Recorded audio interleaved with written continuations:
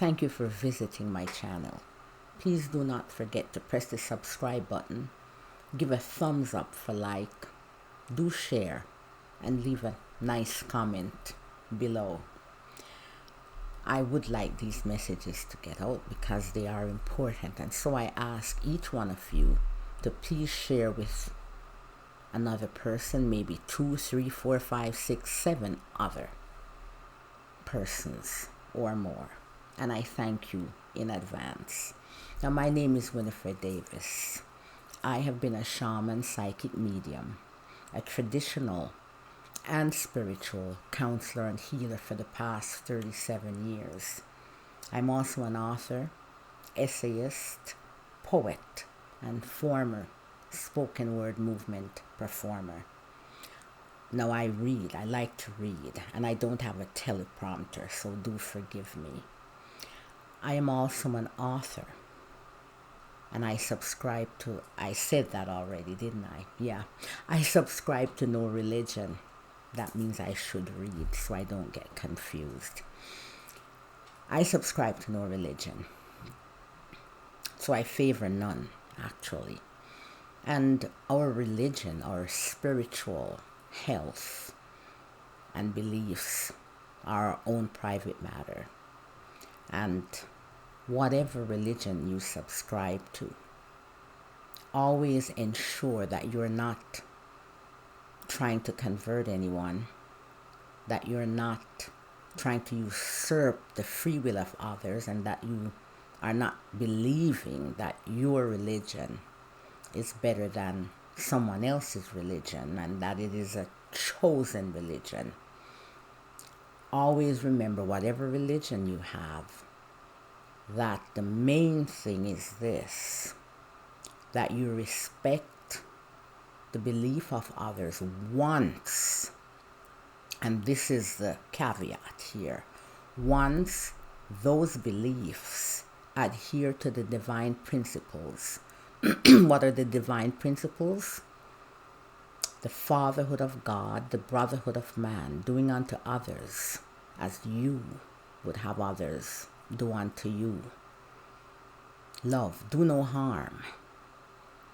That which I do unto my brothers, I do unto myself, for I am my brother's keeper. We must remember that, and as long as we adhere to that, and as long as the belief system of others adhere to those principles, then we're good to go. Now, once again, I subscribe to no religion. I believe in universal justice and truth. With the imposter justice of man, there is an exception to every rule. However, with universal justice, there are no exceptions to its rules, and the truth has no my side, your side. It stands unopposed. It just is. Now, I do not wish to be a leader of anything or anyone, and I do not wish anyone to lead me. I don't want anyone to lead me. My duty is only to my conscience, and that is the light that guides my free will. Each of us at creation was given a free will with that conscience, that light to guide it, and that light, that conscience is what links us back to our Creator. That conscience, that light, is what makes each of us responsible for our own actions. Each man is responsible for the well-being of his soul and for his actions. So at the end of the day, the buck stops with us. You can't blame your general, your teacher, your parents, the big bully, your brother, or your general. The buck stops with you.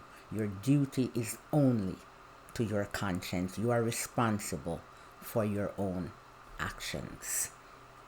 Now, I am just a vessel.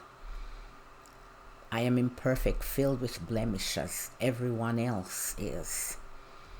That's why each of us is here on this earth, because none of us is perfect. As I said, I'm just a vessel, a messenger, delivering messages from the collective, which includes my guides. Some of them have been with me from the beginning of my existence, not just here on earth, but in the spiritual realm as well. Members of the different hierarchies, including the angelic realm. Now, consequently, my messages, because they're truthful, they sometimes are very harsh. And when we have to face reality, sometimes it's harsh, brutal in fact. And so it is. But only when we face the truth, when we look into that mirror of self-reflection and see ourselves, and sometimes it's not a very pretty picture, I know, but we have to face it if we are going to improve ourselves, bring our souls back into equilibrium. That's the only way. Now, I am fulfilling my self-soul contract, and at the same time, my Neptunian contract. And that's my contract with humanity, with the brotherhood that each of us is a member of. Now, once again, I'm not here to convert anyone or to lead anyone. Each man must evolve according to his own light. And please do not feel free or do not freely interpret what I say. Say exactly what I say. If you do not understand, send me a message, send me an email. That is listed below.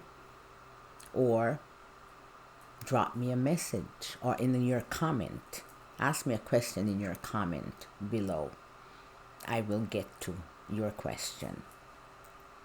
And as I say, if I say the sky is blue, I mean blue, all shades of blue. Not baby blue, sky blue, marine blue, navy blue, blue. All shades of blue. And when we freely interpret, by the time we get to the 10th person, freely interpreting that tiny fish in that small aquarium, that tiny fish has become a big whale, which is not even a fish, it's a mammal in a vast ocean, which is definitely not a small aquarium. Some me get me message, some me deliver them. Some me get it, some me sell it, according to the words of my great-grandmother, Aunt Ella. In other words, I deliver the messages as I get them, and if I don't, and I feel, and I feel that I'm free to, interpret them anyway to maybe serve my ego or what have you, well, it just doesn't work. It just doesn't go. I can't write. And when I speak the truth, and I have to, and so I can't try to sugarcoat anything once I get those messages, and even if they're brutal, and sometimes I have doubts and I say, I don't want to, but because I can be stubborn at times, and I'm just human, I'm imperfect. I am told, no, you have to face the truth. And so, as my great-grandmother, Aunt Ella, would say again, me nah go hold me mouth a ground fi talk, left me make me talk. In other words, I'm not going to face plant or mumble and hide or sugarcoat anything when I get these messages. I just tell it like it is, because only then can we become better and move a step higher towards bringing equilibrium to our souls. Now, at the beginning of each of my videos, I will give this little spiel. Okay, for me it's very important. But if you're used to my videos, you can just fast forward and get to what the particular video is all about. Now, I started this channel to discuss the truth that is reincarnation and its facts. And at times I will often, I shouldn't say at times, I will often discuss at length current events that my guides direct me to discuss, or to show examples, make this real because it is real. So I will discuss those events as I see fit because they're relevant to the truth that is reincarnation and its facts. Now, this is a very special time that we're in, and that's one of the reasons why I'm here, to honor my Neptunian journey. It's a time of what I call a cup runneth over. One of those very few periods of cup runneth over, greater transitions. Which happens once in a blue moon. It looks like Armageddon and Apocalypse and the Revelation and end times, but it's not. We'll somehow continue. And there are always smaller ones going on at any given moment around the world in different places. But these fewer periods, like this one, it affects the whole planet and the entirety of humanity. Now, I also like, as long as the situations exist, to mention, because wars, I despise them with a passion.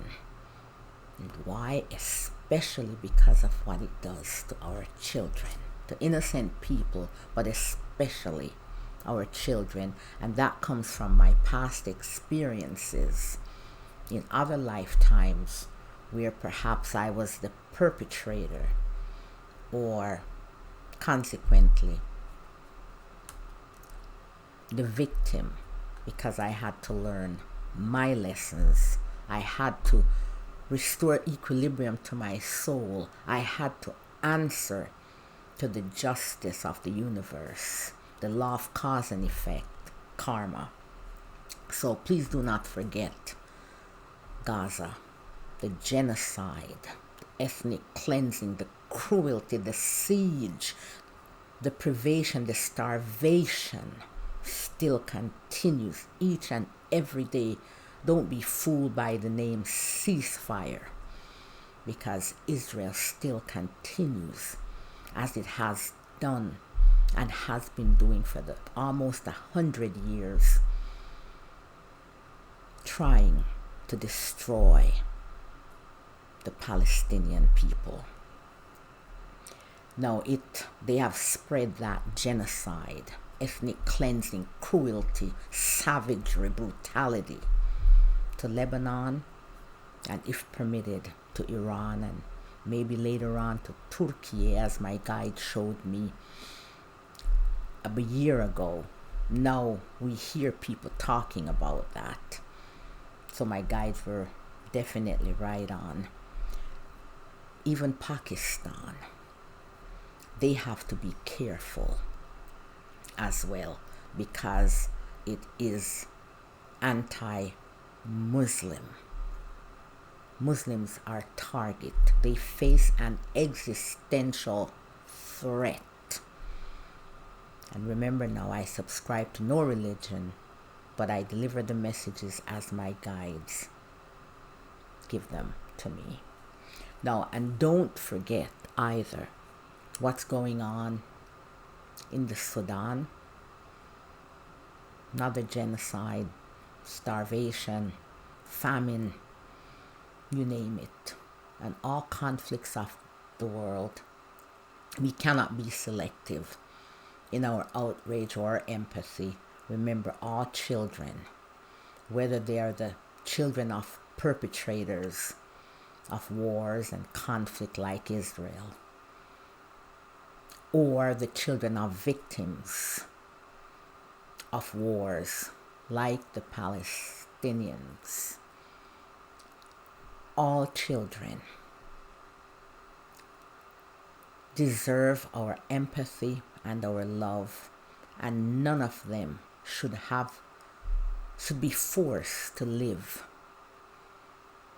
in conditions, whether you're the perpetrator, as I said, like Israel, and then those children, Israeli children, have to live with the consequences of the blowback when the rockets and the missiles start raining down, because the adults and their government in Israeli society decide to attack others, always on the attack, always looking for war, because it aims to subjugate the entirety of the Middle East.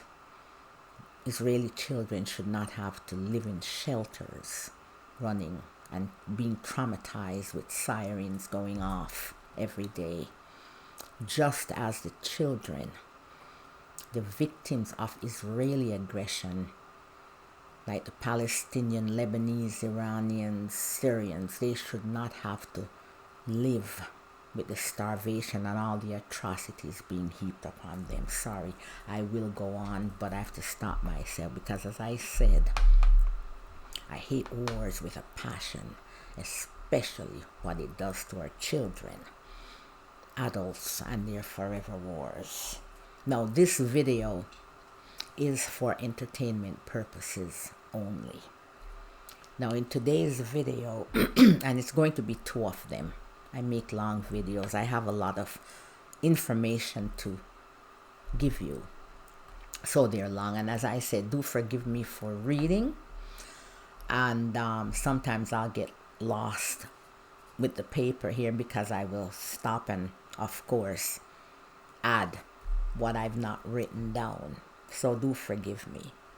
In today's video, I will discuss, and as I said, it will be 2. So in the first part, I will discuss the entity that was Gyula Gombos, former Prime Minister of Hungary in the early 30s, and his reincarnation in the person that is now Benjamin Netanyahu. Now, take this with a grain of salt, and remember, this is for entertainment purposes only.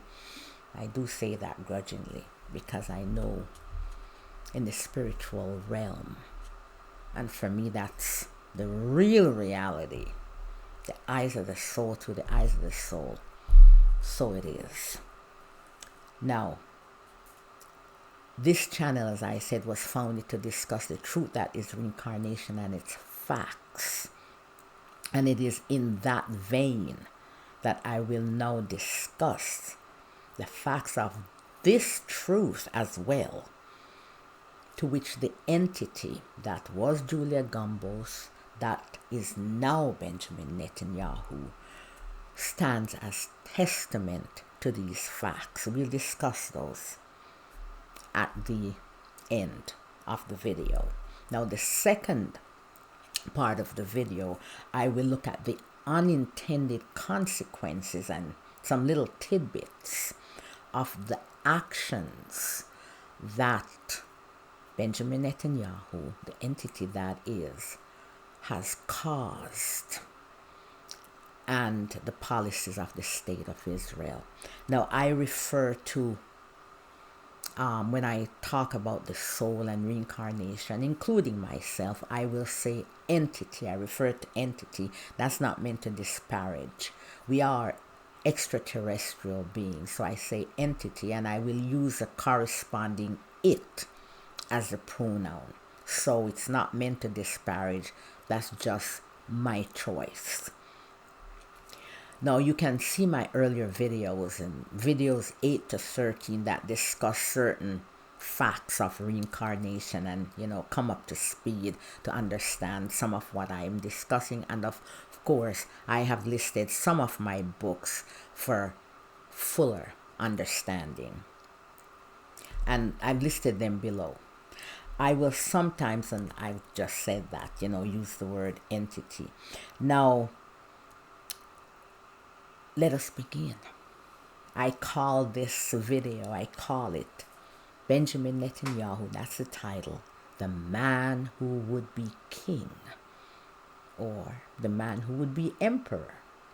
Now we have added Benjamin Netanyahu here because he figures prominently in this very special period that we're in. And I call him the temptress of America. And this temptress is putting the final nail in the coffin of the hegemony of America. And of course, if they're not careful, not only the hegemony, but their democracy. And we should never forget here that Joe Biden, for all the good he did domestically, he played a very special role, which I discuss in my book, in helping to create this perfect storm that we're in, because he didn't fulfill a large part of his Neptunian journey. So he is as responsible as this administration, as is so many other administrations, both Democratic and Republican, for what is happening in America now, and the hold, the usurpation of American independence, especially in its foreign policy, that now Israel has over it. They're locked in what I call a death spiral, and I'll stick to my reading. America, as I said, is in a death spiral with Israel, and they at this time, both America and Israel, cannot be unwound. So goes Israel, so goes America. Through the eyes of the soul, he, that is Benjamin Netanyahu, the entity, is like the reincarnated Nazis in America. He's also from World War II. Unfortunately, his life back then in that reincarnation ended before he was able to add to the carnage of World War II. Now, he is living, continuing his dream of destruction.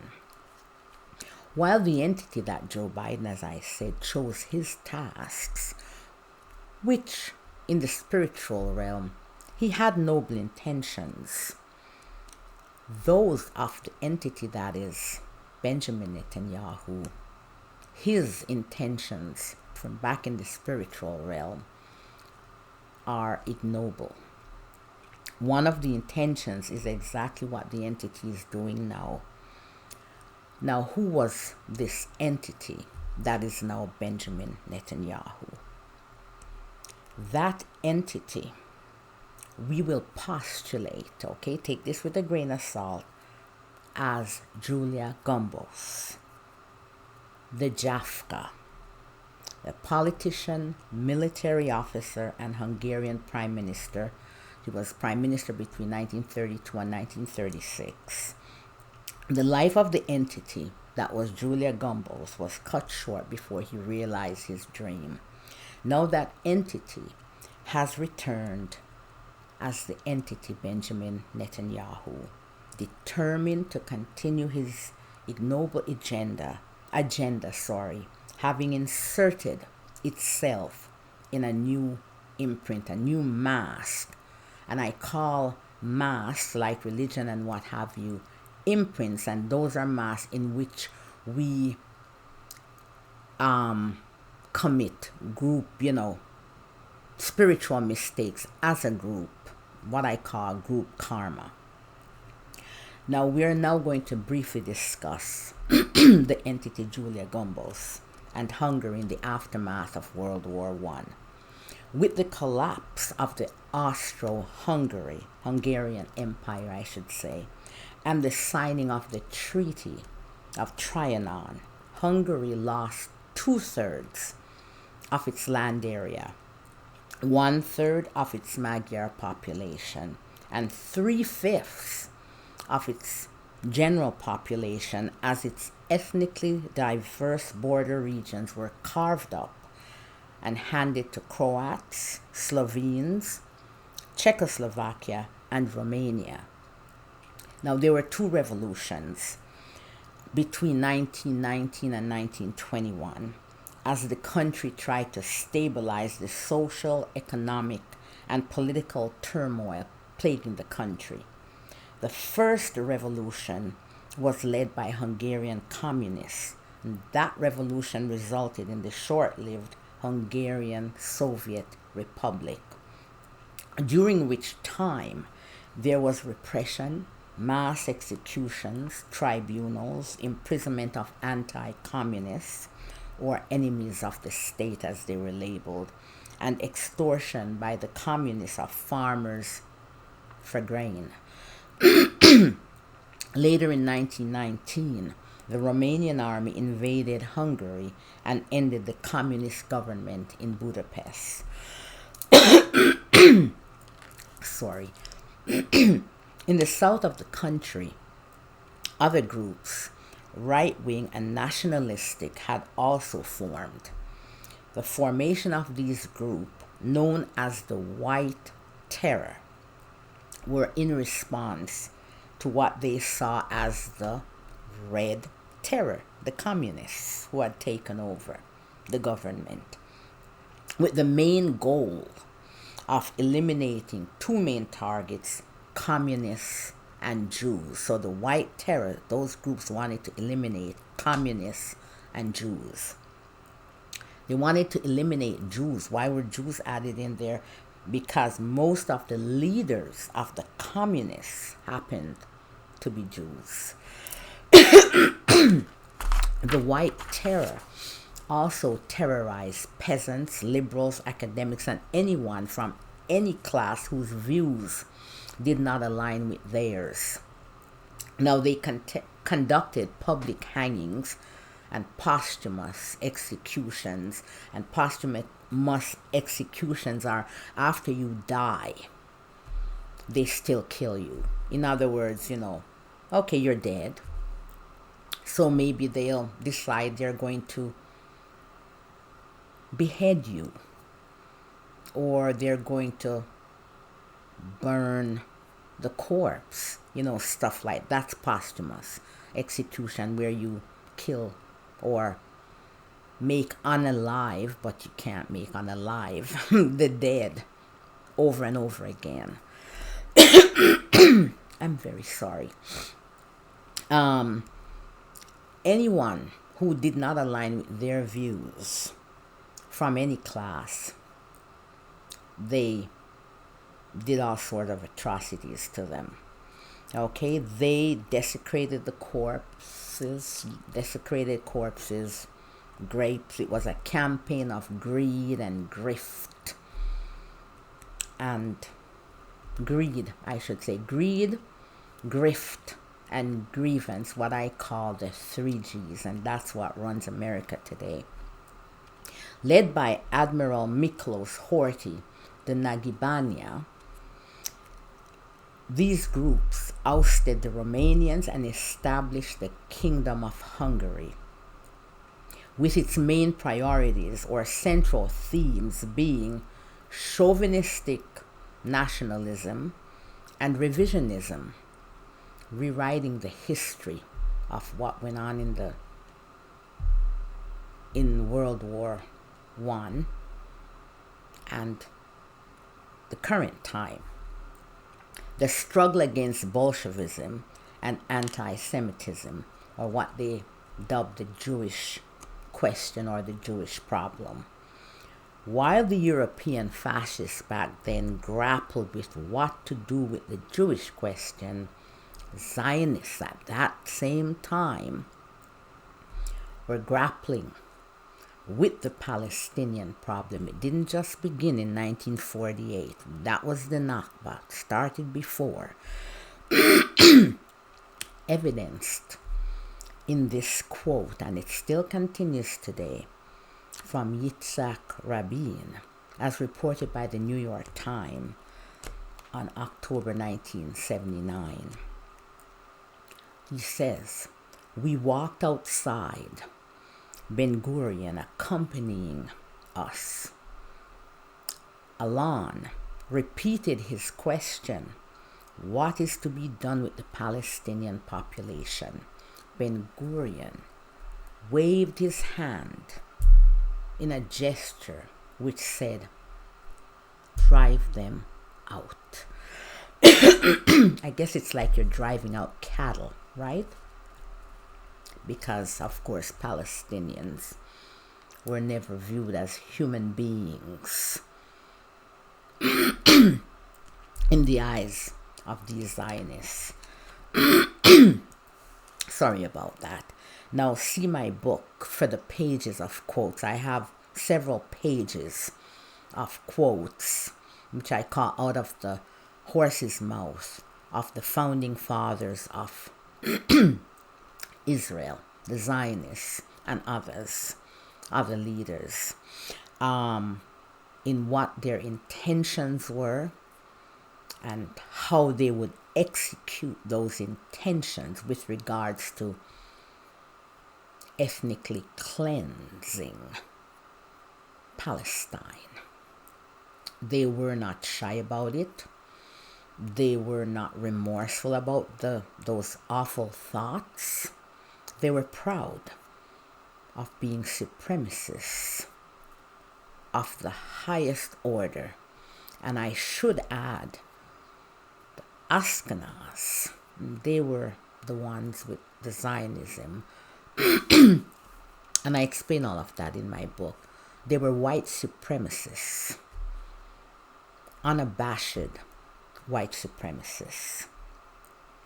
Now, they formed their first organized group to terrorize Palestinians, and in the aim of driving them out of British Mandate of Palestine. I won't say British Mandate Palestine. Back in the 30s, so that's before the extermination camps in Nazi Germany were established, and where they began to terrorize, and the name of that particular terrorist Zionist Jewish group was Aryan. They began to terrorize, torture, kill Palestinians, and all that is in my book. Now, these are facts. These are not conspiracy theories. And people say, oh, you're being anti-Semitic. Never mind.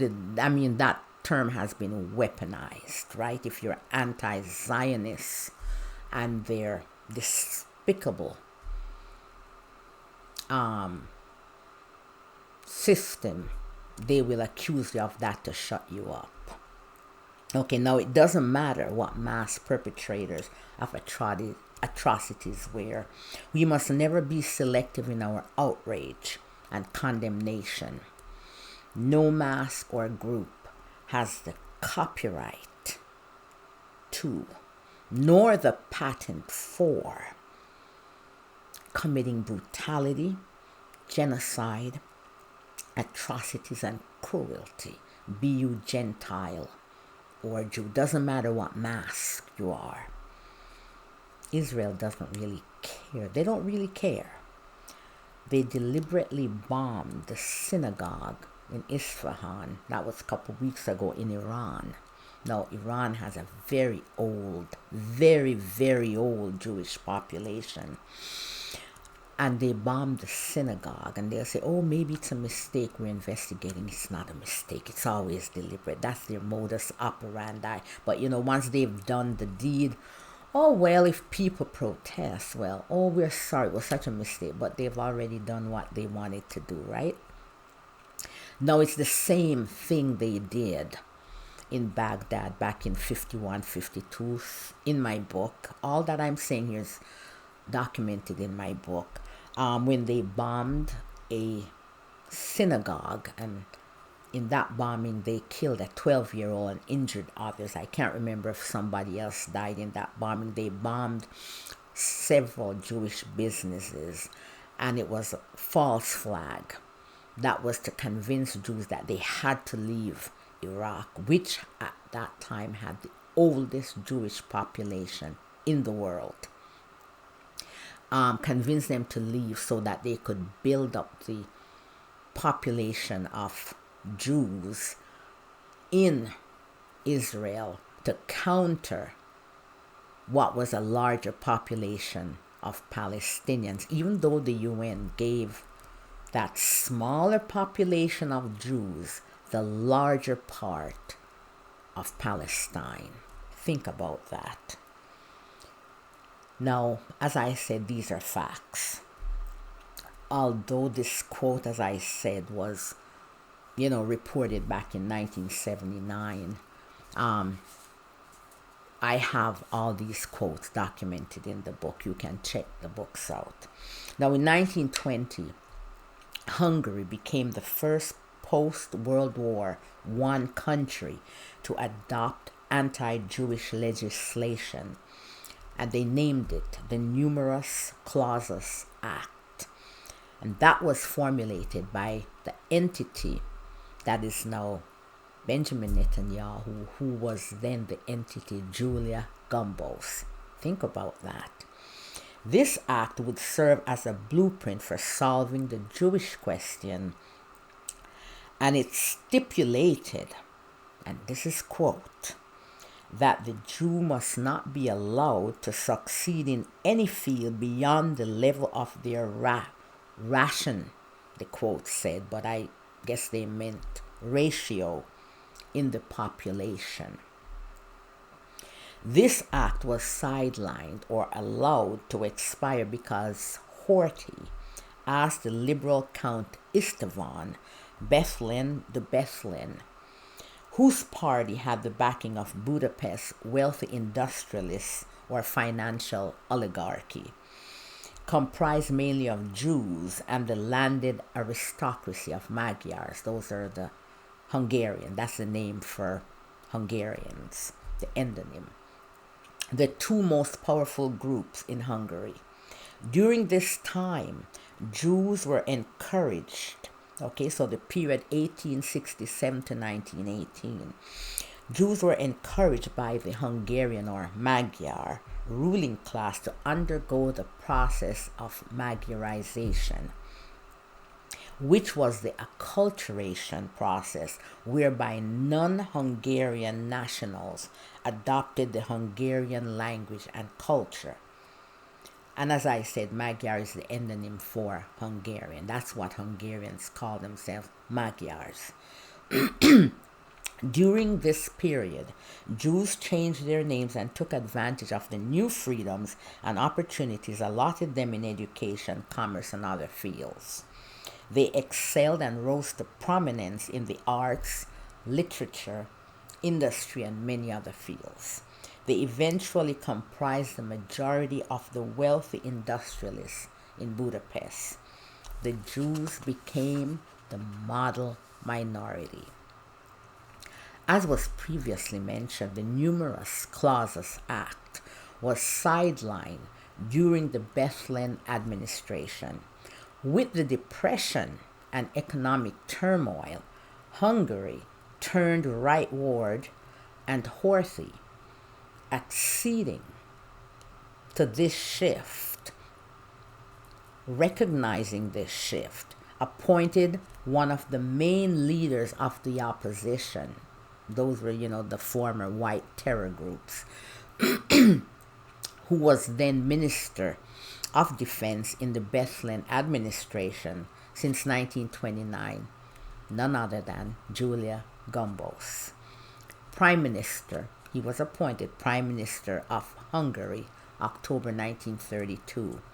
Now, with this rightward shift, the Jewish question and its revisionism once again took center stage. Revisionism to rewrite the history, like the United Daughters of the Confederacy in America trying to rewrite the history of slavery, saying that slaves were a part of the family and the Civil War was about states' right, wink, wink, racism and what have you, Jim Crow.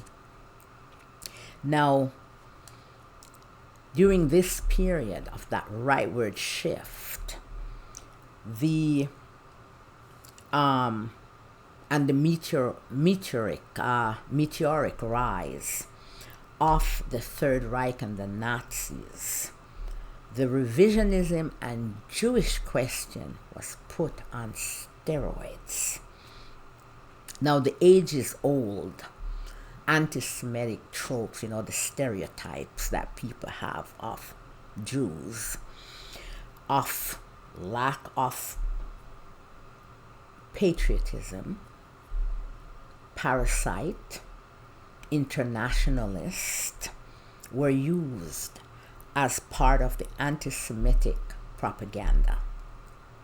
Their ultimate solution to the Jewish question or problem would be an orderly resettlement out of the country, similar to what Netanyahu, the entity that is Netanyahu, is now trying to do to the Palestinian people. The difference between then and now is that in addition to the resettlement, the orderly resettlement, Netanyahu is now using a multi-pronged approach of starvation, disease, hypothermia, dehydration, bombs, bullets, arming Palestinian gangs to prey on Palestinian civilians and perhaps cause a civil war between these gangs and Hamas. And his resettlement, his orderly resettlement of Palestinians would be to war-torn countries where, of course, Palestinians would more than likely be killed. And so you get someone else to do your dirty work to kill Palestinians because you don't want them living, because in the future they might just come back to reclaim their lands. Now, there is, of course, profit making with the entity that is Netanyahu now, with the live showrooms, right, of that Gaza is being used as. Gaza, which I call it was known as the world's largest open air prison. Now, it is the world's largest open air extermination camp and graveyard, rubble graveyard for children and babies. And the West Bank, which I label the largest halfway house in the world, but it's now becoming like Gaza, open air prison, and perhaps eventually extermination camp. So it's being, these Gaza and the West Bank are being used as live showrooms for AI technology and the latest in weapons, like the thermobaric bombs that melt the flesh or make people disappear. Now you see them, now you don't, because it just totally disintegrates the human body. And the Palestinian people are being used as the lab rats and guinea pigs for their display and experiments to try out their new weapons and AI and surveillance technology. Think about that. Supremacists of the highest order. No different from the Unit 731 and the Japanese in World War II, or the Germans and their medical experiments, whether in Namibia or during World War II. Now, organ harvesting has also become big business. And this is not conspiracy, but facts. We have only seen the tip of the iceberg, yes. Only the tip. There's greater, as they would say in Jamaica, greater left back. There's a lot more to come that will make our heads spin. And if we think we have seen the bottom of the abyss in the behavior of our brothers in this brotherhood of man, we ain't seen nothing yet. Yes, Israel is indeed the Third Reich, Nazi Germany on steroid, but it is not Sparta. Gombos, a nationalist, anti-communist, and anti-Semite, he formulated the numerous clauses act, as we discussed. The first post-World War anti-Jewish legislation in Europe. Now, although this act, as I said, was allowed to expire during the 1920s, it would serve as a blueprint going forward for other acts in other countries and the post-Gombos period. He died in 1936 in Hungary. For political expediency, though, needing the support of the powerful industrialists comprised mainly of Jews in Budapest, Gombos, the virulent anti-Semite fascist, revised his position, that's a quote from Brahm and Miller, revised his position on the Jewish question. In other words, Gombos would not enact any laws like the one he enacted in 1920, Numerous Clauses Act, targeting Jews, stripping them of their possessions, or institute an orderly resettlement out of the country. So for political expediency, he put a kibosh on all of that.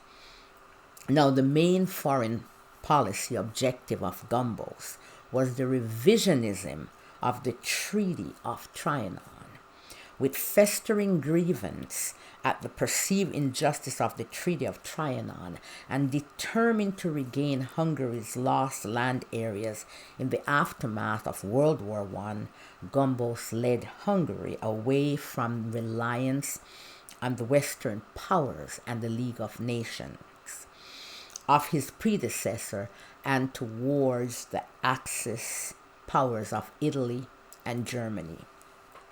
He entered into a secret agreement with Nazi Germany, an agreement that included the division of Czechoslovakia, one of the countries that benefited from the partitioning of the Austro-Hungarian Empire.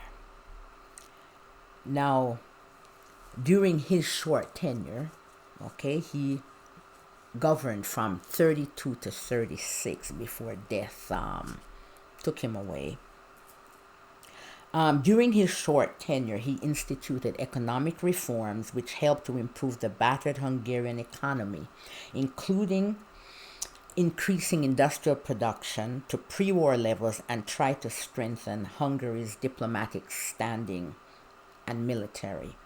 It was the dream of Gombos to establish a Mussolini-style totalitarian dictatorship in Hungary. And by the way, Mussolini also reincarnated.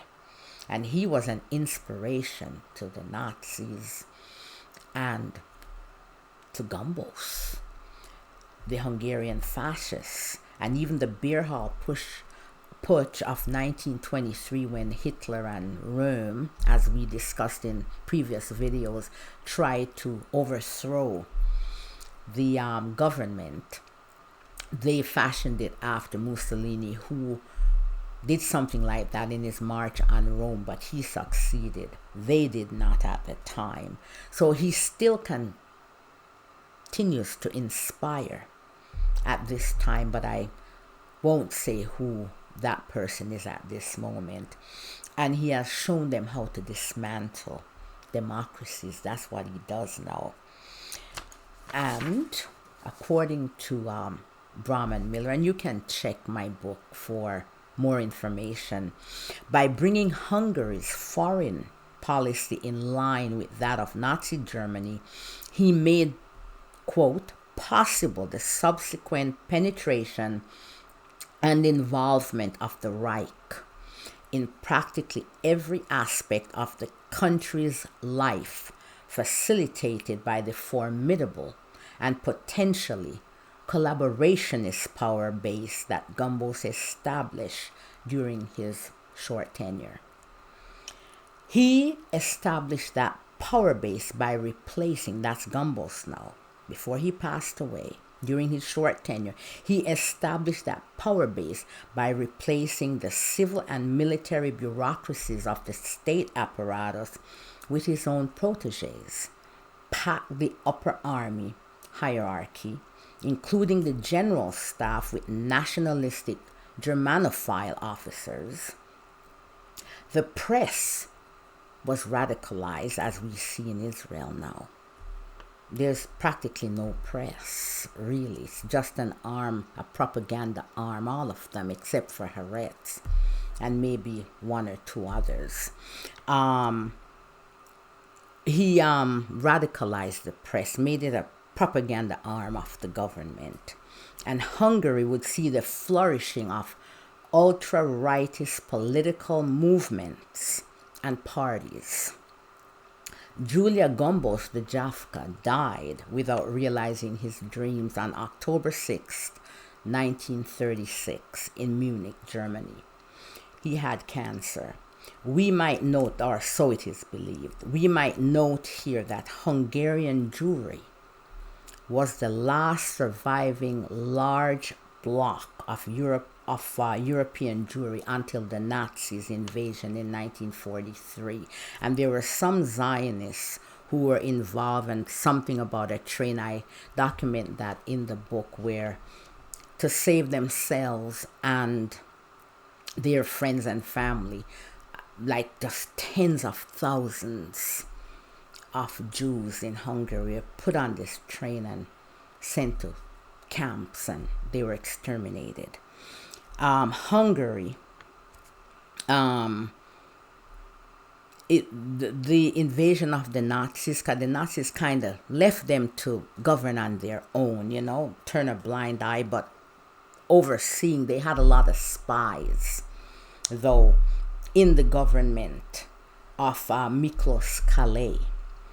And Hungary was also a microcosm of strange bedfellows, shifting allegiances and spies that was rife during World War II. And when the Nazis decided now to step into Hungary full force, was because of the spies who reported that the government was trying to form an alliance with the Allied powers. Now, as was cited, Gombos wanted to retrieve the lands lost in the Treaty of Trianon to establish Greater Hungary as a totalitarian dictatorship like Italy, with a strong military, improved diplomatic standing, and settling the Jewish question. So he still had that in mind, even though for political expediency he had to form an alliance with Jews. Which might very well, that settlement of the Jewish question, which might have very well led to the solution of an orderly resettlement out of the country.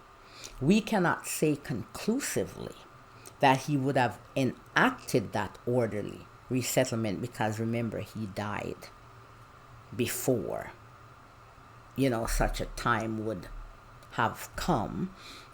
But we might assume this based on history. Now, history is very predictive.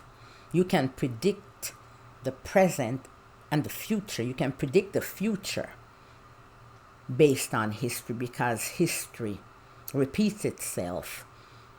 And you have only to look to history to know what the future is and to explain the present. Now, we can only assume that this would have been the end result based on history, because once we begin systematically restricting the freedoms and rights of a minority, any group in a society, it is an extremely slippery slope to displacement. In other words, once you start slipping and sliding, the slip and the sliding accelerates. That is, once you start discriminating now, that is a precursor to displacement. It's going to eventually lead, unless something drastic happens, it's going to lead to displacement, ethnic cleansing, and eventual genocide.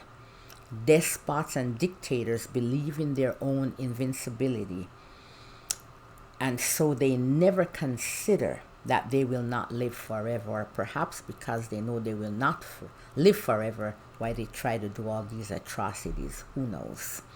Gombos had big plans that he could not realize because it was, as so often happens to the best laid plans of man, that death intervened.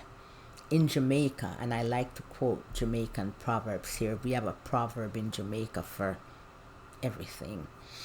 In Jamaica they say, man a plan and God a wipe out. Man is planning, but God is wiping out. The entity that was Gombos is now, in our supposition, as we said, the entity that is Benjamin Netanyahu.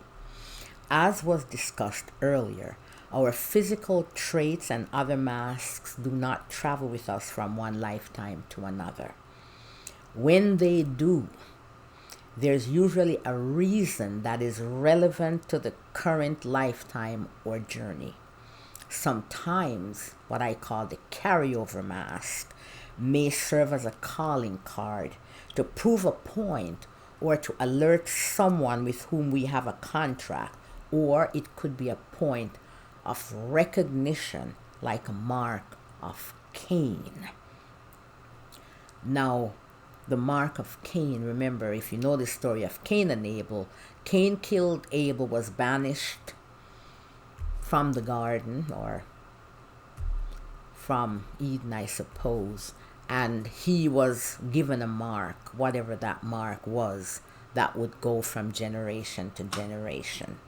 Now, in this case, there is an uncanny resemblance in the visage of the entity in both reincarnations, both incarnations. So if you look up Gyula Gombos, Google it, I don't have a picture here, and it's spelled Gyula, last name Gombos, and of course the O has the umlaut and what have you, but you'll be able to Google that. You will see a picture of him. You can compare it with a picture of the entity that is Benjamin Netanyahu.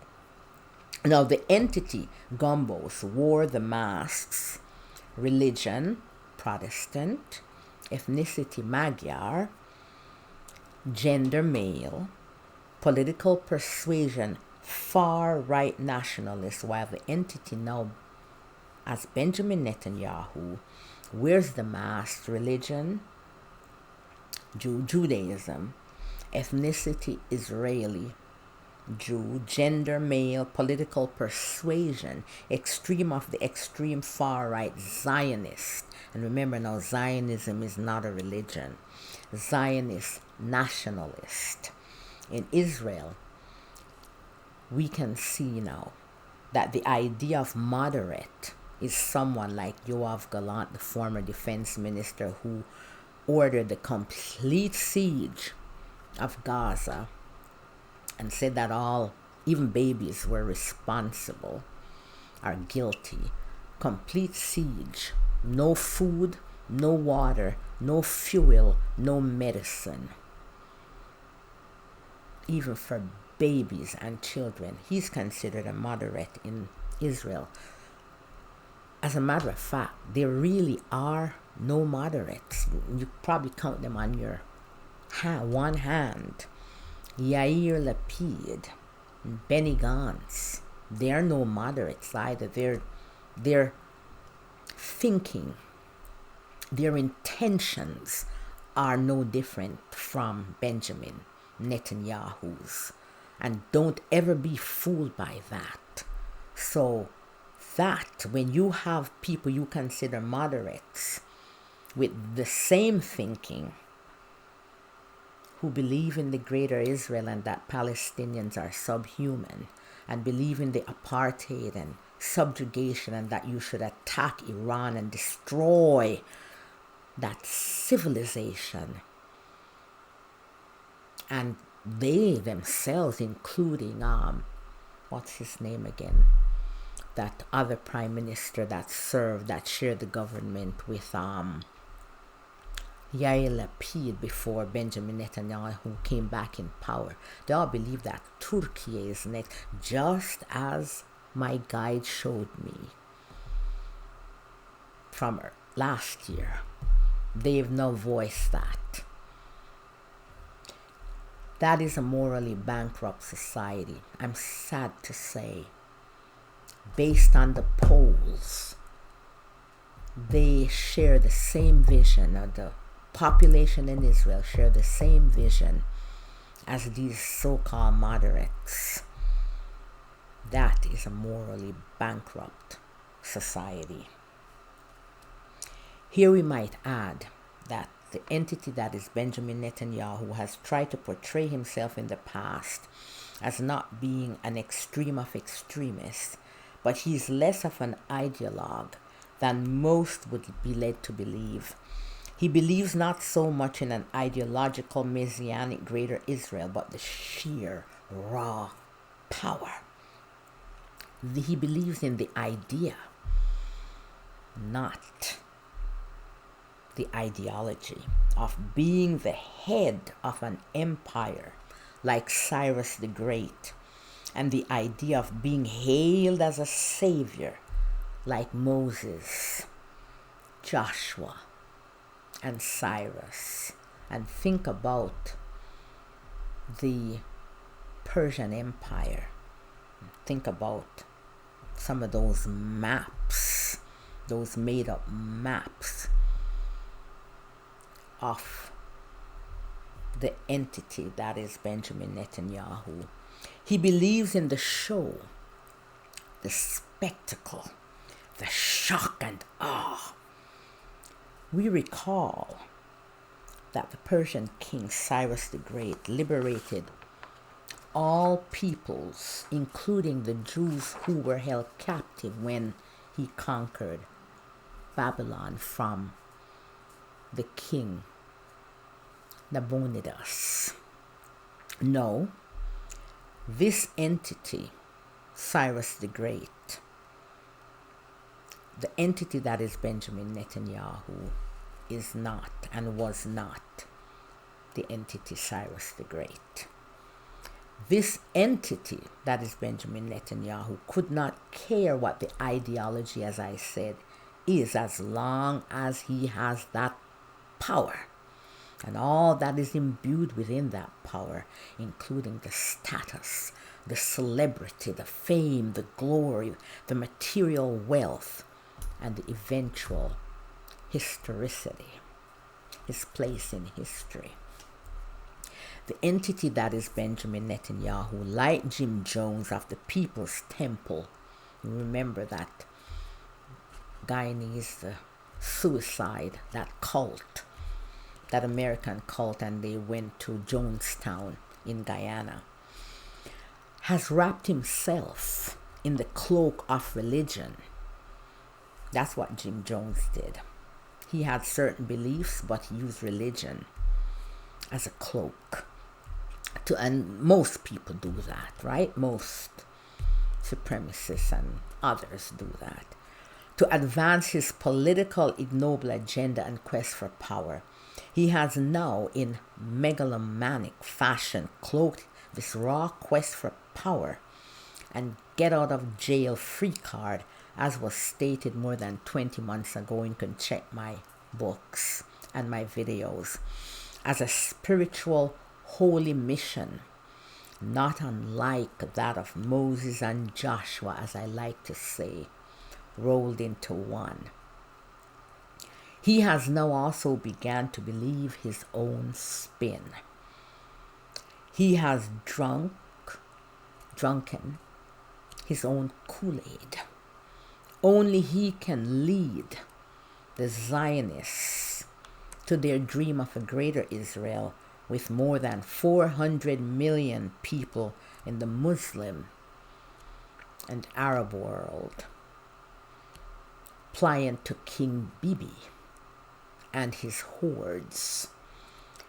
Hordes reap destruction wherever they go.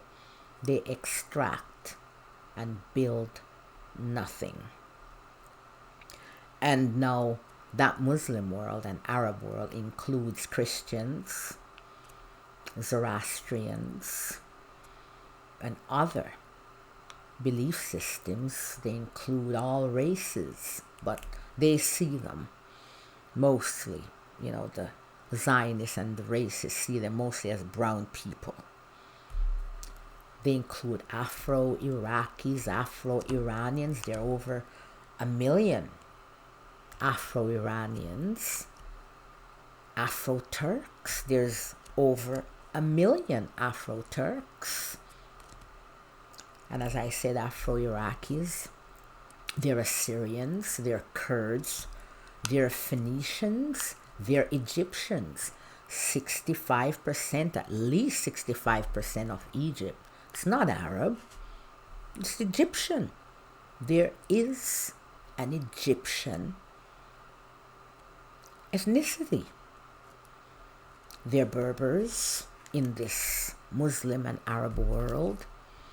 They're Azeris. They're Balochians. They're Sunnis, Ishmaelis, Druze. You have black, you have white, and as I had said, you have also Assyrians, you have Circassians as well, and the list goes on. All those are listed in my book. Now remember, bigots and racists, they don't care about accuracy when they target groups. Remember that. Now the entity, that is Benjamin Netanyahu, has returned more power hungry than in the prior lifetime, but might have gotten to this point had he lived back then as the entity Gyula Gombos. As we can see, the entity has worn the same mask of political persuasion, far-right nationalists, except the detail related to the type of nationalism.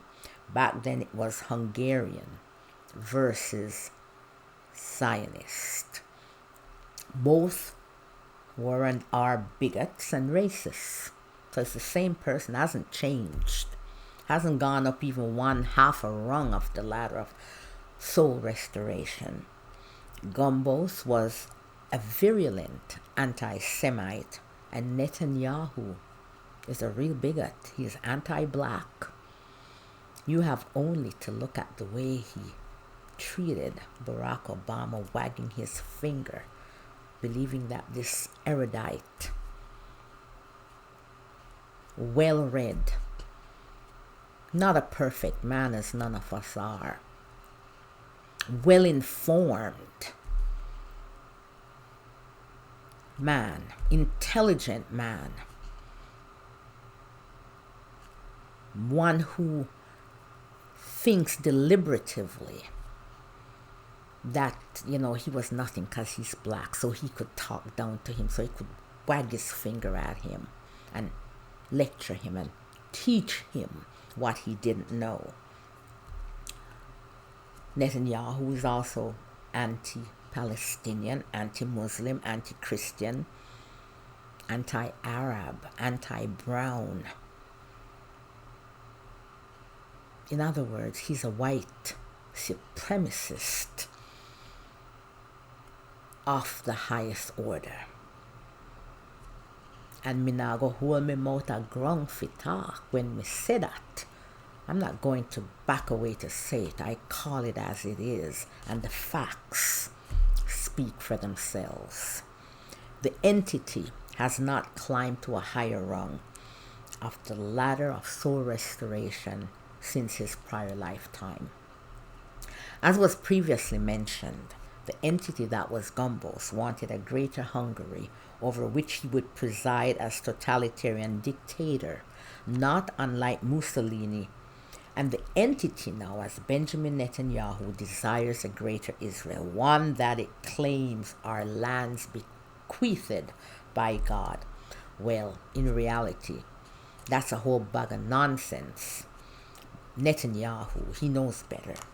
He does not believe this nonsense, but it will get him to where he wants to go, so he'll pretend and humor those people who believe in that nonsense. They're just out to gather lands. They want empire. And he has enlisted the aid of America, its politicians and sponsors and lobbyists and Zionist Christian zealots and Zionist American Jewish billionaires and other Zionist billionaires from around the world. And certain billionaires who just want, a piece of the action. They don't have to be Zionists or Zionist Jews to do that. Those billionaires, they want to set up their AI factories. Some of them want to build, it's real estate stuff. Some of them want to invest in all that oil that's off the coast of Gaza, for example. They just want to make money, and they just want to subjugate people because they believe in their supremacy. And they believe that the rest of us poor folks should be their serfs, people that they subjugate because we're not as intelligent as they are. Well, intelligence and money are not necessarily, they're not necessarily in a relationship where, you have to be intelligent to have money or vice versa. It has nothing to do with the price of eggs. Now, all these people, right, are in secret agreements and not so secret agreements to do so. We see that the entity that is Benjamin Netanyahu is doing exactly what it did as the entity Gombos when it replaced the civil and military bureaucracies of the state with its protege or cronies, those who were loyal to him, and the upper army hierarchy and military general staff with younger nationalistic Germanophiles. The entity as Benjamin Netanyahu is currently engaged in similar acts as he tries, for example, and tried to fire the AG, tried to fire the head of Shin Bet and change the justice system from an independent one to one that is loyal to him, and of course one that would get him off his charges. And one of the reasons why he is killing, sacrificing, I should say, making unalive, sacrificing tens of thousands, hundreds of thousands of people, especially children and babies throughout the entirety of MENA, the Middle East and North Africa, or the greater Middle East, Western Asia, and beyond. He has contributed greatly to radicalizing the press, making them pliant under him, serving as his mouthpiece, and that's what the press in Israel is now, except, as I said, for Haaretz and maybe one or two others. Mouthpiece and propaganda arm, and the extreme of extremists now flourish under him as he brings them into the mainstream just to maintain his power. But the society has shifted. It is extremist. It is extremist. It's just reflecting what the society has indeed become. This he has now, because remember now, he is the man who dictates, and it's not just under this American Manchurian regime. He has been dictating to a greater or lesser extent, and especially in the Biden administration, he was dictating quite a lot of its foreign policy. So he is the head of the State Department in America and also the Pentagon. So, and now with his billionaire supporters, Zionists, Jews, and others, they've now gobbled up, and he said it in some meeting, I think last year. The intention, you gobble up the entire media landscape, the platforms like TikTok and the mainstream media, which is no longer independent and no real journalists really anymore, as a propaganda arm, because Israel has to work on their PR, because now the world is attuned, and even Americans, most Americans are turning away from Israel because of his actions, but we'll discuss that in the next video. So this, as I said, he has now expanded to America, as he and his enablers now control the media landscape in America. The entity that was Gombos laid the groundwork for the totalitarian dictatorship modeled after Mussolini's Italy. But death intervened. The entity, Netanyahu, is actively and hurriedly creating one, because he's approaching his 80s now, so he has to hurry. We can all die even when we're young. We can become unalive even when we're young. As Gombos with the Jews, for whom he had great disdain, Netanyahu does not care what alliances he must form once it keeps him in power to realize his dreams and, if convicted, escape prison. Indeed, the man who would be king. Indeed, the man who would be emperor. The entity would enter this imprint, the imprint of Jew, what I call an underdog imprint, because like blacks and like the Romani for about 500 years, blacks and Jews for thousands of years, at least 1500 years, have been the world's target for persecution and bigotry. And so he has inserted himself, the entity, this is through the spiritual lens, into this underdog imprint of Jew to realize his dreams. The entity entered this imprint because certain core policies promulgated by him and the Nazis and others were being executed by Zionists at that time, so they facilitated his entry. The founding fathers and other leaders of Israel facilitated the entry of someone like a Benjamin, the entity like a Benjamin Netanyahu, because the belief system on the spiritual level align. So he entered this imprint because the core policies promulgated by him and the Nazis and others were being executed by Zionists in Palestine, part of what is now Israel, as we discussed before.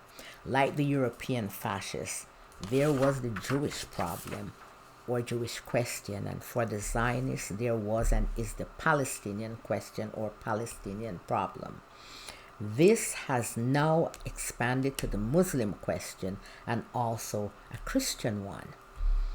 The intention was from long ago, but it's only now being shown and voiced because they no longer need that Christian lobby. They've almost reached their goal of subjugating, so they believe anyways. So they decide to throw away that stick of Christianity and Christians to help them in their empire building endeavor.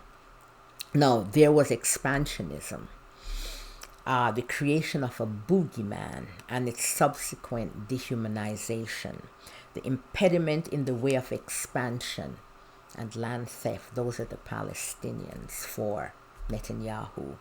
Like the White Terror post-World War II in Hungary, of which the entity Gombos played a major role, with its corruption, violence, including massacres, rapes, and general lawlessness, the entity now as Netanyahu would find it quite conducive to its ignoble agenda.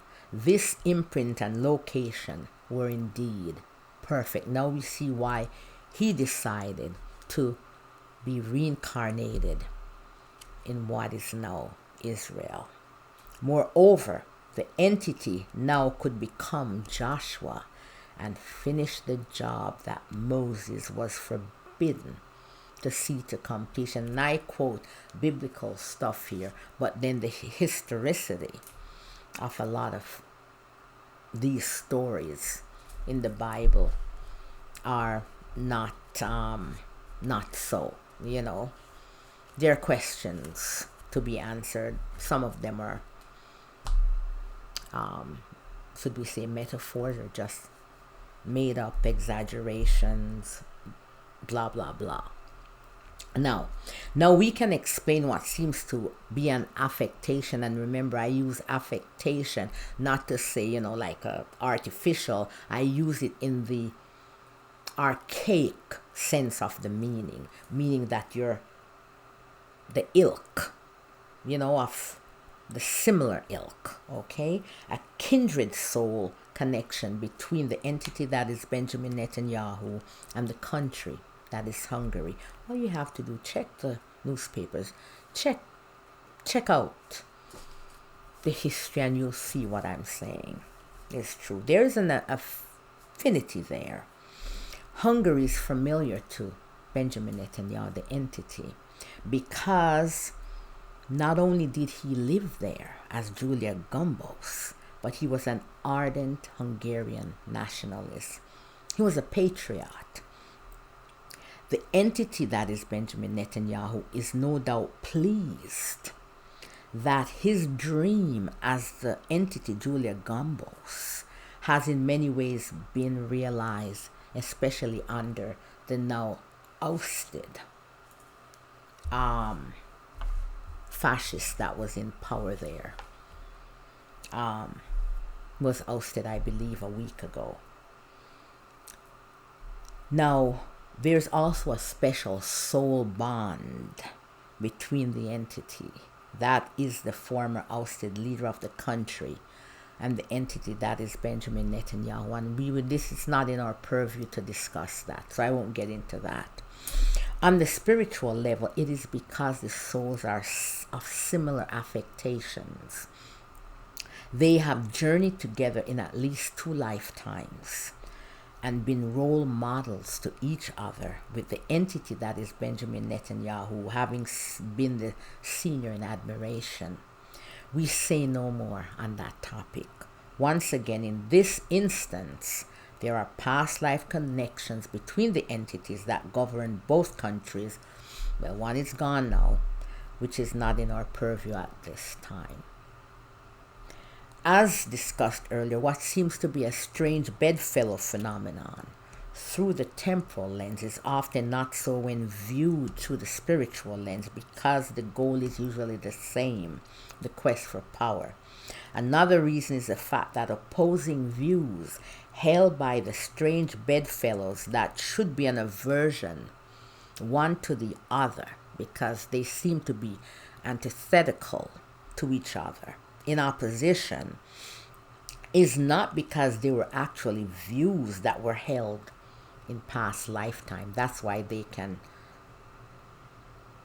get together and ignore certain things that seem to be opposite to their view. That should be anathema to their view. The entity as Gombos was an anti-Semite, so as the entity Netanyahu, he might not be as averse to the anti-Semitic Holocaust denier views held by his Hungarian counterparts and others with whom he colludes. Of course, we know that through the temporal lens, there are other reasons. Indeed, the past life history of our soul might very well explain the reason we will not find it difficult to work with another soul who shares an opposing view, a historical prejudice of especially one that is hateful of us. This history of the soul can indeed explain why the entity that is Benjamin Netanyahu and other Zionist Jews can countenance and easily partner and enter what are sincere friendships with anti-Semites and Holocaust deniers. Just like blacks who can enter into this, what we would see as strange relationship with people who are downright racist, anti-black racist, and they will go get into groups with white supremacist groups and they have no problem with it. All this is explained when you look through the eyes of the soul. On the soul level, you begin to understand why they're able to do. In the temporal lens, through the temporal lens, sometimes it's because, power and what have you or whatever. But when you get down to the soul level, you understand and read the truth that is reincarnation and its facts. In other words, this proves the first fact that we're going to discuss of the truth of reincarnation, to which the entity Benjamin Netanyahu stands testament, that the masks or imprints we assume from one lifetime to another is irrelevant, except when it serves a purpose relevant to our karmic journey. This shows that strange bedfellow syndrome is not so strange at all through the eyes of the soul. The second fact of the truth that is reincarnation, to which the entity that is Benjamin Netanyahu stands as testament, is that while miscreants, and we discussed that in prior videos, usually try to cheat karma by delaying their reincarnations, but they will reincarnate quite quickly outside of even the norm, which is 50 to 100 years, when the opportunity arises for them to advance their ignoble agendas in their quest for power. The entity that was Gyula Gombos died in 1936. This is a special time, as was discussed earlier. So we see a lot of these souls reincarnating en masse outside of their normal up to 500-year soul cycle, because they believe that they can outsmart karma. You can't cheat karma, never. It is then of little wonder that the entity that is Benjamin Netanyahu should reincarnate in 1949, 13 years after the death of his previous incarnation, and more quickly than is normal for souls who believe, as I said, they can outsmart karma, to continue their ignoble agenda and their lust for power, causing chaos and misery. Once again, this is providence, and this is providential time, when miscreants en masse have decided to reincarnate. The third fact of the truth that is reincarnation, to which the entity that is Benjamin Netanyahu stands testament, is that souls will reincarnate to continue agendas, noble or ignoble. In cases such as these, they often lean toward providential events. The entity that was Gyula Gombos wanted to retrieve the lands lost in the Treaty of Trianon and restore Greater Hungary and restrict the Jewish minority. The entity as Benjamin Netanyahu is even more extreme, because he seeks to displace not only the Palestinians from their lands, annihilate them, conquer the entire Levant, inclusive of Lebanon and Syria, and subjugate the peoples of the Levant for a greater Israel, bequeathed to Zionists by none other than God, according to them. Nonsensical gibberish, of course, but also to dismantle all Muslim states in the entirety of the Middle East, if you want to say the Near East, Western Asia, Middle East and North Africa, Horn of Africa, even Pakistan, into petty warring states that will be pliant to the supreme gods in Israel. For him, pliant to America is an afterthought. Even America is now pliant to him because of all that compromise, for example. The Epstein class, they do believe that Goyim, anyone who's not a Zionist Jew, is here to serve the Zionist Jewish masters. That's what they believe. We mere mortals, more than 7-8 billion of us, are here to serve them. That is the supreme of supremacist ideology and practices. Now, for him, as I said, pliant to America is an afterthought. It's Israel first. Although he uses that, it's in America's interest as well, as part of his shtick. When selling his plan, he's like a used car salesman. No insult to used car salesman. He's done it so successfully for more than 3 to 4 decades. Selling his plan for America's help. This was similar to the plan of Gombos that he wanted in alliances with Italy. And I will just add here that he reminds me of a Nancy the Spider that we have. It's like a tricky person. He's a trickster in Jamaica, and it's from West Africa. Now, a Nancy would do something like this. The wife cooks dinner. The spider god for some people, cooks dinner. She cooked a chicken, and he says, "Oh no, that chicken is too small. You and the children, please eat the chicken. Never mind, I'll do without." And so, wife and children, they look at him and they say, "Oh, poor daddy. He doesn't have anything to eat. We shouldn't do that. We should give him half of our share, our portion." And so he knows that they would do that. And so they share and give him half of their portion. So guess what? This one person ends up with 1/2 of the chicken. Now, Israel reminds me of that. They claim they're Sparta, and Sparta, when they go in and they cull, I call it cull, they say mowing the lawn. Just imagine thinking of people you're so supremacist that you have a right to go in there. These are human beings, your brothers, and you have a right every couple of years, oh yeah, we go and kill some more of them, including children and babies. Keep the population down like the Spartans and the Helots.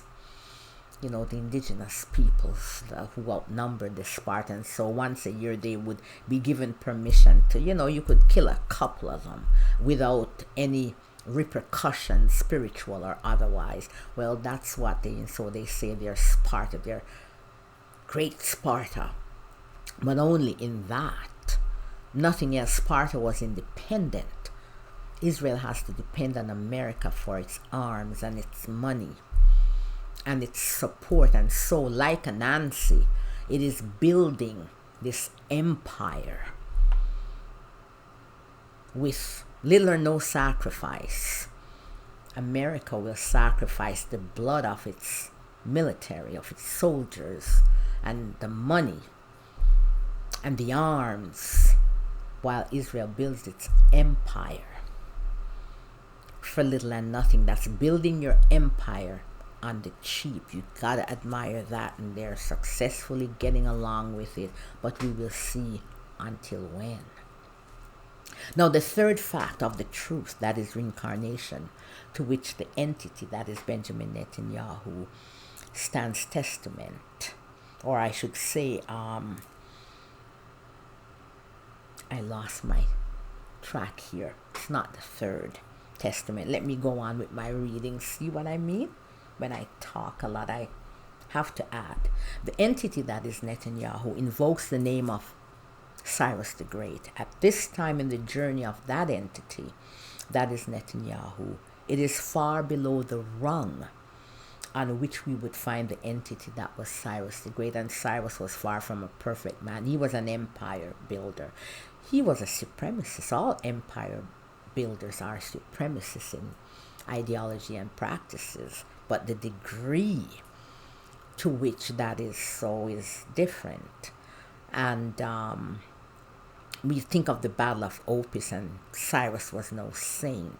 He propagandized himself to be, so goody two-shoe. But as Nabonidus, the king of Babylon, who he decided to attack because Nabonidus decided to change the god he worshipped, rather than what was norm. In the Battle of Opis, it was a siege, and we know what happens in sieges. We know the atrocities that result from especially sieges back in those days, and even nowadays. The blockades and the sanctions, those are the modern day sieges that we have now that have killed literally tens of millions of people around the world, run by the hegemon America, the hegemon America.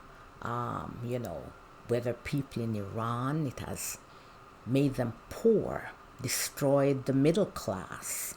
In Iraq, over 500,000 children and babies, and Madeleine Albright said it's worth it. There goes women. Oh, if the world were run by women, if there were more women leaders, the world would be a better place. Give me a break. The mass tells us that has nothing to do with it. Whether you're male or female, you're just as craven or not as craven for power as males, and just as cruel or as kind as males. Now, getting back to the topic. Now, we might note here that, alas, the entity that is Netanyahu is the man who would be king, but not a Cyrus, not of a great empire, but an empire of rubble, bones, ashes, and destruction. We might note that had Gombos survived to be the age that the entity now as Netanyahu is, he might have become more megalomaniac in his visions for a greater Hungary, other than the lands that were lost as per the Treaty of Trianon. However, the Middle East, his early death, I should say, saved Europe one less tyrant and psychopath in World War II.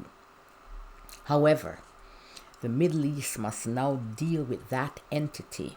In fact, the world must now endure his incorrect deeds, because the world, he couldn't care less, and neither does that state of Israel, that more than 7 billion people, because of their quest for empire, the world economy is now on the brink. Think of no fertilizer, so kids, no food, more starvation, more famine, more hard times. For so many people already suffering, they could not care less. A fourth fact of the truth that is reincarnation, to which this entity stands testament, is that some souls return not to expiate, advance, or restore their souls, but to continue their quest for power. The fifth fact of the truth that is reincarnation, to which the entity that is Benjamin Netanyahu stands testament, is that miscreants will insert into underdog imprints to weaponize historical suffering and victimhood to advance their ignoble agenda. The entity, as Gyula Gombos, has assumed that very imprint of imprint Jew now as the entity that is Benjamin Netanyahu, and become that which he hated.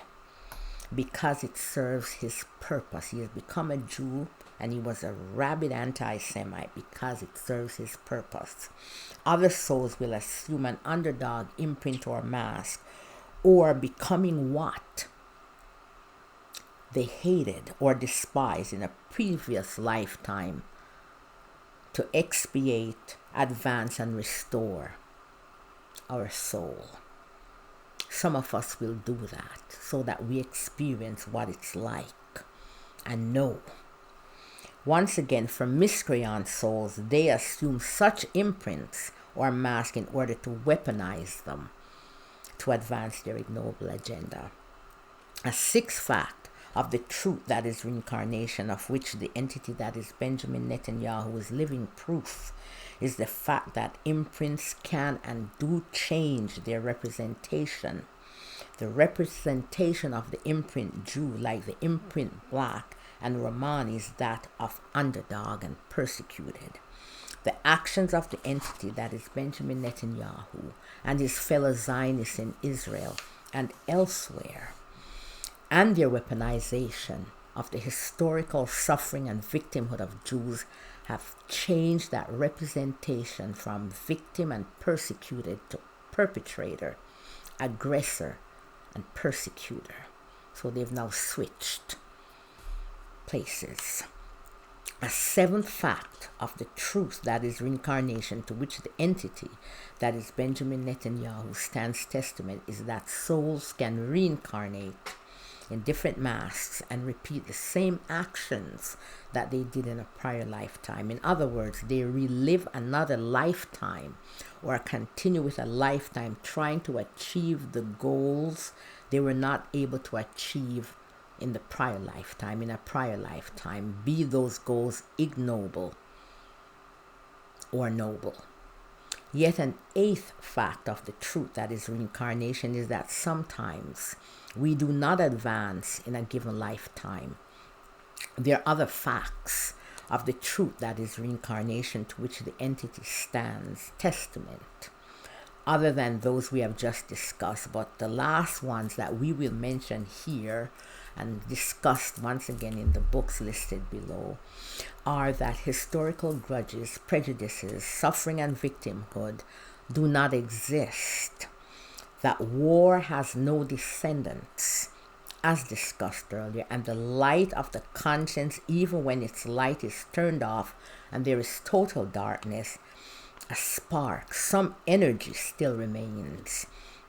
Historical grudges, prejudices, suffering, and victimhood do not exist through the eyes of the soul.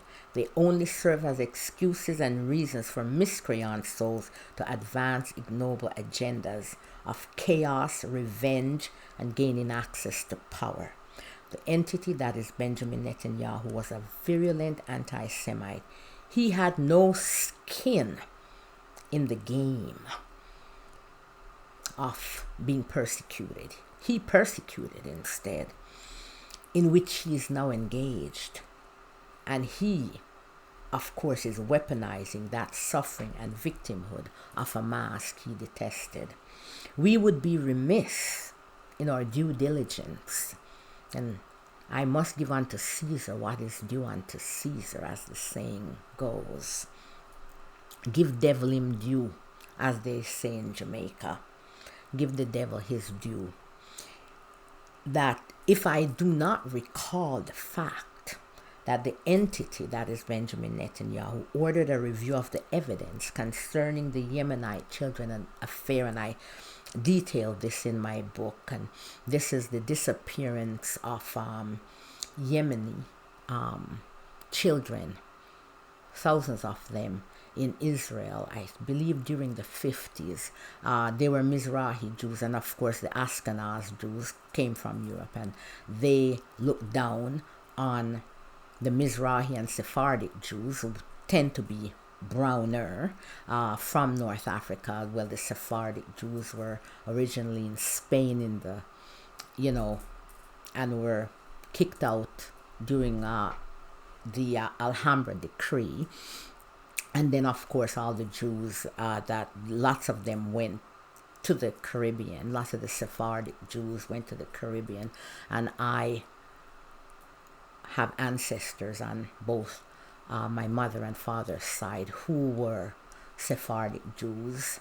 And no, not we're not products of rape by slave masters. No, they were Sephardic Jews, bona fide relationships, and a lot of them went through the Caribbean. Some of mine came via Holland and Costa Rica and from Scotland, believe it or not. However, a lot of the Sephardic Jews went into North Africa, and the Mizrahi, of course, were scattered throughout Western Asia. And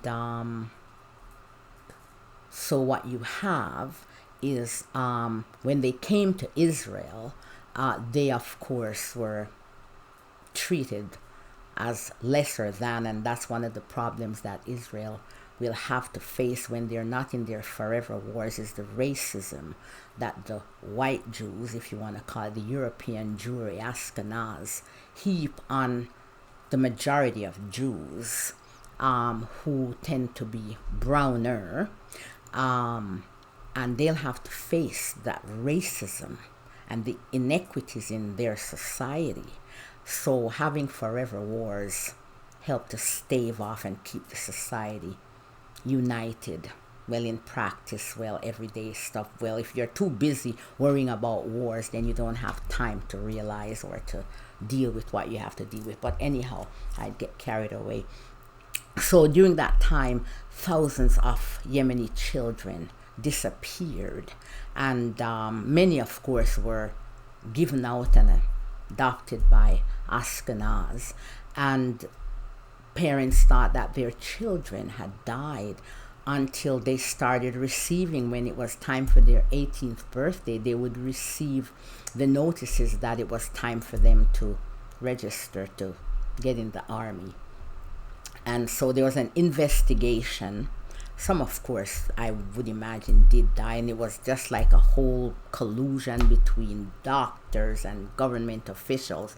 And they did, there was an inquiry, and the results were not satisfactory. But at the time, Benjamin Netanyahu, he ordered a review of the evidence concerning that Yemenite children affair, and we recall that compensation was also given under his government to those who were affected by this tragedy. And we shouldn't overlook this gesture.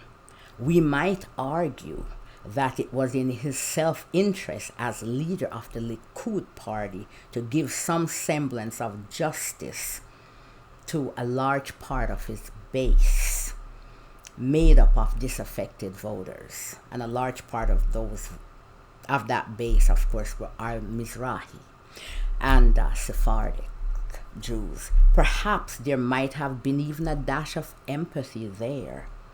Only he knows his true intention. We must give him the benefit of the doubt. This is the final fact of the truth that is reincarnation, to which the entity Benjamin Netanyahu stands testament, is that even when we have turned off the light of the conscience so that there only seems to be darkness, as those on the lowest rung of the ladder of soul restoration do, there is some energy there, a spark, and it is not completely turned off, so to speak. There's always that spark, because we are, after all, eternal spiritual beings living temporary human life in this earthly plane. While none of us are without blemish, we all live in glass houses, including me.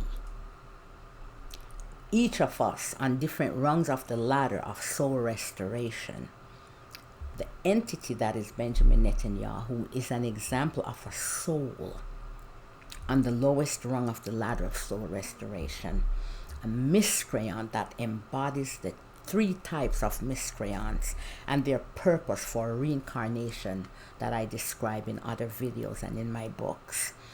Chaos, vengeance, and sheer lust for power. As we see this miscreant sacrifice the lives of hundreds of thousands of babies and children. And under his watch, arrange hunger games in his last days.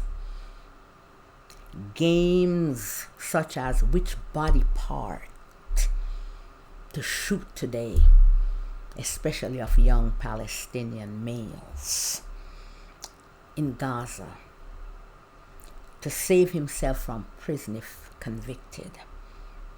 He peddles in chaos. He's a chaos agent. Divide and conquer. He just wants chaos all over the place, because if there's chaos, then he can rule. You will be too busy in chaos to see what he's doing, whether it is in Israel or elsewhere. Divide and conquer. Most empire builders, that's what they often do. And England was famous for that. And that's why there are a lot of conflicts, like what's happening with the Rohingyas, Britain. What happened in Zanzibar, Britain. And I could go on, listed in my book. Now, as he pits, as I say, chaos, as he pits groups against each other in Gaza, the West Bank, Syria, Iran, Lebanon, the Horn of Africa, with Turkey, Pakistan, and of course what's going on in Sudan, as I said. Turkey and Pakistan, those are in his sights. With Pakistan, he'll have help from the south and also from the north, Afghanistan.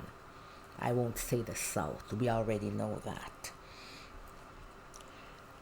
That's why you see that friendship between them. And that's why those Iranian soldiers were sacrificed, along, especially also for oil. Now, they were lambs to the slaughter. This entity is the author of destruction, war and chaos, a purveyor of hate in the world. There are many of us who are on this low rung, and this is not a statement of judgment when I say that, okay? He's on the lowest rung and there's no lower rung, okay? Not a statement of judgment, just is. I'm not on the highest rung. Oh, definitely not. I got a long way to go. This is not a statement of judgment, as I said. It is as it is. There are many of us who are on this low rung of that ladder of soul restoration. However, each one will one day tire of the rung and that lowest rung that they're on, and with their free will, with our free will, we'll finally permit the light of the conscious guiding us and begin to expiate, advance, and restore our soul. And that journey is an arduous one, a very arduous one. We will note here that once again, that the entity that is Benjamin Netanyahu, who was an extremist, supremacist, and bigot, who does not really care about any ideology, not even that of Zionism. We must not give credence to the spin and the sticks. And he sticks with his coalition to save himself. That's all. Because he is cruel, just like they are. Extremists of the extreme. To pass peace deals, he had plenty of opposition who would have helped him. Do not blame his ilk. The entities that are Itamar Ben-Gvir and Bezalel Smotrich. The entity that is Benjamin Netanyahu is no different from them. He uses them as scapegoats, while like them he has the same goal to commit genocide and conquest. He is typical of many cult leaders and charlatans, or in Jamaica they call them Samphais, who do not believe in the ideology they sell to others. We know that through the eyes of the soul, the struggle, no matter the ideology or the mass, is the quest for power. His early death saved Europe and the world from more carnage of another fascist during the Second World War, in which there were so many. Unfortunately, his untimely death as the Hungarian entity, Gyula Gombos, only encouraged this miscreant, now as Benjamin Netanyahu, to hyperinflate his incorrect deeds in his attempt to outperform Adolf Hitler and the Nazis, creating a legacy and historical record as the poster child for crimes against humanity, with the target population Palestinian children and babies, now on to Lebanon, the entirety of the Middle East, North Africa, the entirety of the Muslim world in the 21st century. The name of the entity, that is Benjamin Netanyahu, will not be etched in the record along with Cyrus the Great, Moses or Joshua, but in the dungeons of infamy as the butcher of children in the Middle and Near East. His will be a legacy of death, destruction, famine, disease, and pestilence. He will at last get the fame that he has long sought, not the noble fame of Cyrus the Great or Moses and Joshua rolled into one, but that of Hitler times 2, or Hitler 2.0. He will be known as the butcher and vampire of Gaza. I had posed the question in the essay written in early 2024, just few months after the October 7th horrific incident. Anyhow, I discussed that at length in my book, A Broken Record, History on Rewind. And that essay was entitled, it's also on my YouTube channel, it's one of the videos, When the Archangel Gabriel sounds his trumpet on resurrection morn, what will your answer be, Joe Biden? And I posed that question, what other names and titles the entity Benjamin Netanyahu would create in addition to the butcher of Palestinian children? He has created many more and counting since then. It is unfortunate that as an avid reader of history, the entity that is Benjamin Netanyahu did not learn the correct and good lessons from history. Rather than learn the correct and good lessons that history teaches, history seems to have only served to feed his vanity and megalomania and how to get away with the crimes, how to abscond his crimes and not be held accountable for them.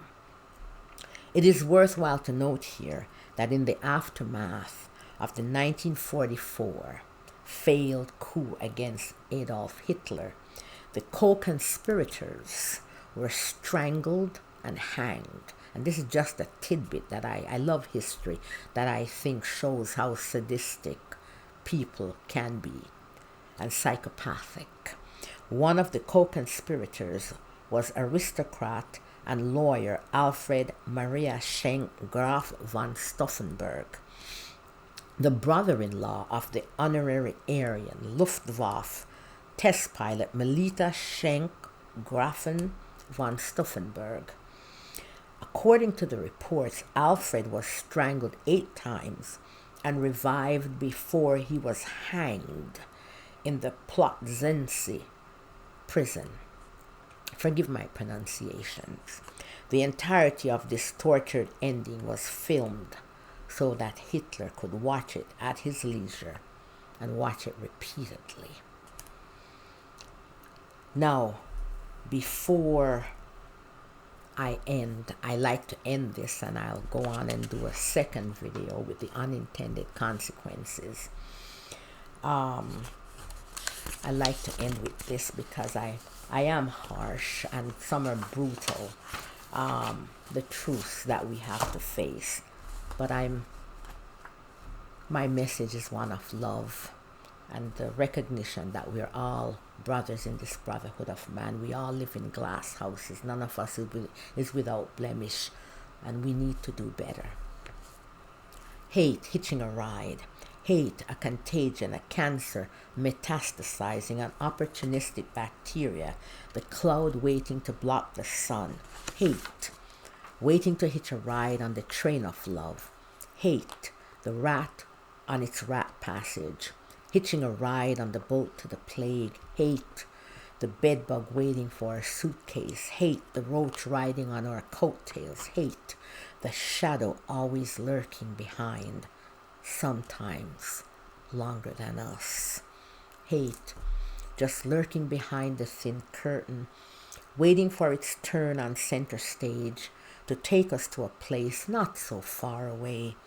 A vast black from civilization to barbarism, from knowledge back to ignorance, from wisdom back to impudence. Hate never takes a holiday, always looking for the opportunity to hitch a ride on the train of love. Hate inhabits the same place as love within us. None of us is without blemish. All of us live in glass houses. God, the Creator, that something that is greater than us, has no chosen few. He bequeath unto none any lands. That something that is greater than us is not vindictive, selective, or supremacist in ideology and practices.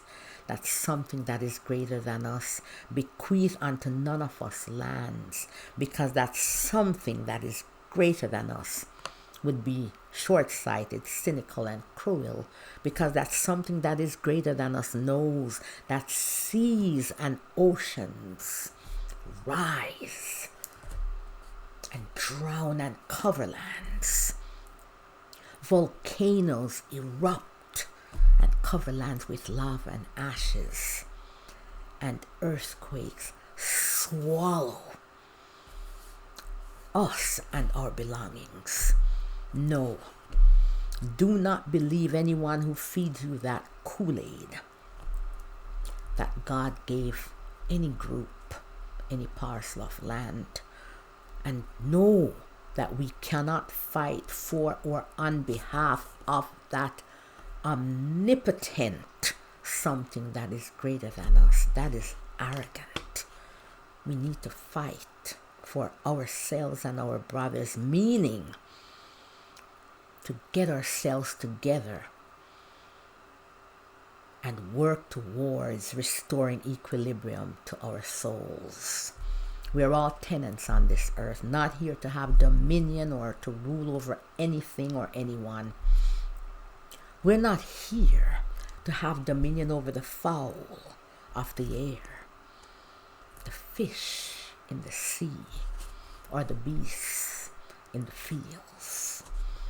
We're not here to rule or to have supremacy over our brothers. Let us be good tenants. Let us take care of ourselves and of each other. Let us trod ever so lightly, because we are just tenants here. We don't own anything here. And take care of this planet and all the creatures that dwell thereon. This planet called Earth. Remember that there is something greater than us, and that's the fatherhood of God. We respect and show our love for that something by taking care of ourselves, the planet, and each other. May we never try to flee our conscience so that we will always do correct actions. May we learn to walk a mile in our brother's shoes so that we can see the humanity in each other. May we respect the differences in each other and know that our Creator has no chosen few. May we find comfort in the knowledge that each of us is slated for redemption and none is excluded. May we find solace in the knowledge that it is not a question of if, but one of when each of us shall return to our Father. May we know that we are just tenants on this earth and take care of each other, the earth and all that dwell thereon, all the creatures that dwell thereon. May we always adhere to the divine principles of the fatherhood of God, the brotherhood of man, doing unto others as we would have them do unto us, love. May we know that which I do unto my brother, I do unto myself, for I am my brother's keeper. May the tiny shrouds of light, those are our children and babies who have been sacrificed on the altar of Mammon in wars, our for adults and their forever wars. May those tiny shrouds of light forever illuminate our path through the dark. May peace forever reside within us and between us. One divine, universal love.